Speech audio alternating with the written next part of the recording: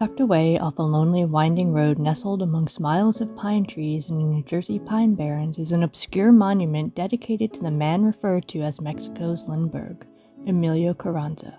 Emilio was born in 1905 in Mexico to Sebastian and Maria.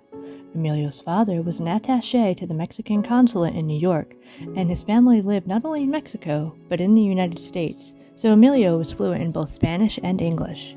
In 1924, he graduated from the military academy at Mexico City. By 1927, he had already set many aviation records. He made the first nonstop flight from Mexico City to Juarez, which was 1,200 miles. And in May of 1928, he set the record for the third longest nonstop solo flight, flying 1,575 miles from San Diego to Mexico City. He was soon selected to take on a goodwill flight from Balbuna Airfield to Washington, D.C. in response to the American Charles Lindbergh flight between the same two locations the year before. He flew his plane, the Mexico Excelsior, and was partially funded by Charles Lindbergh himself, who chipped in $1,200 towards his flight. While in Washington, he had lunch with President Calvin Coolidge and placed a wreath on the tomb of the unknown soldier. He flew to New York, where he received many honors, including a key to the city. July 12th, despite receiving weather reports, Carranza took a flight just after dark during a break in some thunderstorms in the New York region.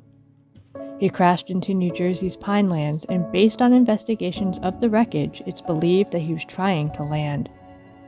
His body was found by a farmer the following morning in a huckleberry patch. His body was transported by train back to Mexico, where he was buried in the Rotunda of Illustrious Persons, an honor given to national heroes. He left behind a wife and an unborn son, and he was only 22. The monument currently erected in the Pine Barrens was funded by the children of Mexico, who saved up pennies to have quarry rock mined and fashioned into the monument that you see there today. Every year on the second Saturday in July, he is still honored by the locals of New Jersey.